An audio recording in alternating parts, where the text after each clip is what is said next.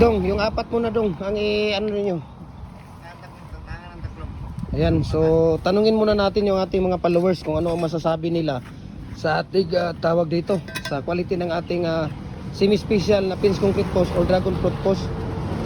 Sila ang ating tatanungin kung ano yung masasabi nila.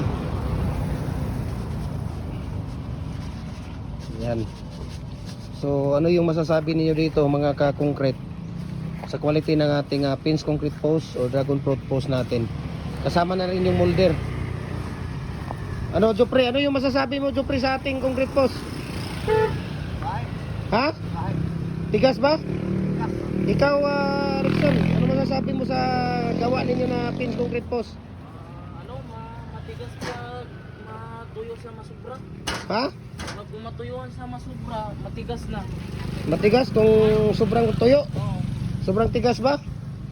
Mas matigas pa sa'yo? Ha? Rickson? Mas matigas pa daw sa kanya. Walang hiya to.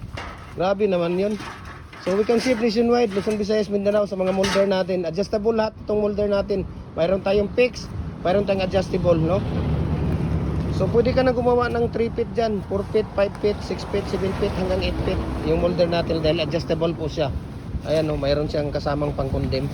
Usually ang ano natin, standard size ng ating molder ay 4x4 by 8 feet. But we can customize according sa needs ninyo. Kung gusto niyo ng 4.5 by 4.5, pwede 5x5, 5.5 by 5.5 or 6x6, walang problema po, no?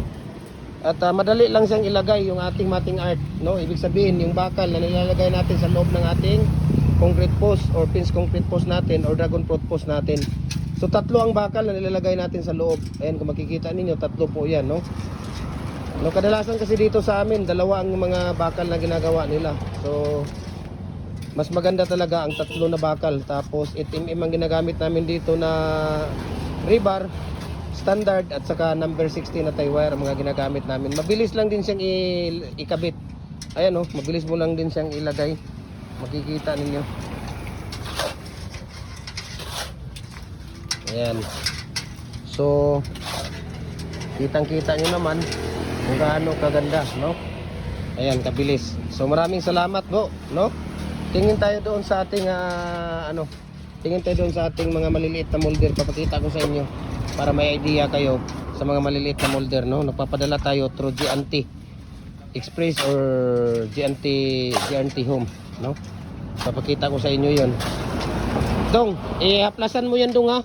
Yun, no, yung dalawa. Kanina dahil nag-ano siya. Papakita ko sa inyo doon para makita ninyo. Ayan. So ito yung mga molder natin, no? Meron tayong number 4, 5 at 6, commercial at saka standard. Okay? Meron tayo diyan. Mga commercial at saka standard natin na mga molder. Ayan, sa baba, mga decorative yan. Ayan, kung makikita ninyo, ayan, decorative dito. Tapos mayroong mga bricks, ayan yung dalawahan ng mga bricks ng mga maliliit. Yan po ang mga bricks molder natin. So dapat, pag mayroong concrete products, dapat kumpleto ka sa mga design, no? Para one-stop shop lang yung customer natin, hindi yung tawag dito mayroon ka lang isang design, mayroon kang walang pagpipilian yung customer. Kahit ikaw naman ngayon ang bibili, di ba? Mas maganda talaga yung marami kang pipilian. Kaya sa amin dito, lahat ng design, no, lahat ng mga fast moving na mga design kinukuha namin, no? Kinukuha ko. At ito na nga yung mga molder na mga puro fast moving yan. Ayan, mayroon tayong muhon doon.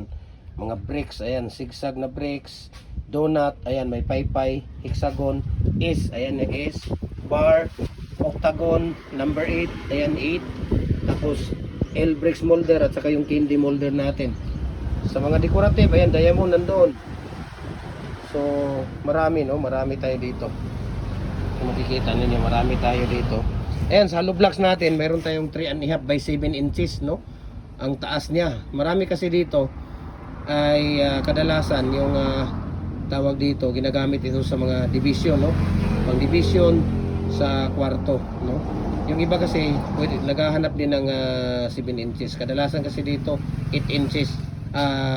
Yes, 8 inches ang haba ng ating hollow block. 7 and 3/4, no?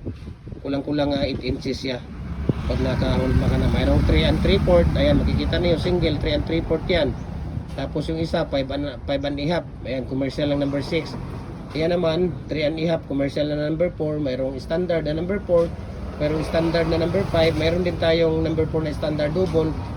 Sa number 5 natin, single lang talaga yan. Okay, single lang yan. Wala tayong standard lang talaga yung number 5. Mayroong lower dyan na number 6. Ayan sa taas. For building ventilation or sa mga housing ventilation natin. 3 and a half. Ayan, nandoon. 3 and a half. Single. Mayroon din tayong 4 na standard. Number size standard. Mayroon din 3 and a half na tawag dito. Na commercial. Mayroon din tayong double na standard. Nandoon sa likod. Ayan, marami dyan. Hindi na kasi kasya dito. Kaya dyan na lang namin nilalagay. Ayan, kung makikita ninyo, mayroon dito. Ayan, nandyan yung mga standard natin. Ayan, standard yun na double. So, marami dito, no? Kaya message nyo ako at share ko sa inyo ang price list sa shipping details. Yung mga pins concrete post molder natin at saka dragon fruit post, mayroon tayong stock doon sa warehouse natin. Doon ko nilagay. Kasi dito, wala na tayong mapaglagyan dito. Kaya pag napunta ko doon, magdadala ko dito at mapapakita sa inyo. Fix at saka detachable. Okay? So maraming salamat mga concrete. Paki-share, paki-comment, paki-likes ng mga video natin para magkaroon kayo ng top 1 badge. At malay mo kung kayo ang mananalo sa ating mga free raffle every Monday. Next 2 weeks natin, January 12, 3 molder na double ang ibibigay natin para doon sa mga mahal natin ng mga followers. Yung may mga top 1 badge po. Okay?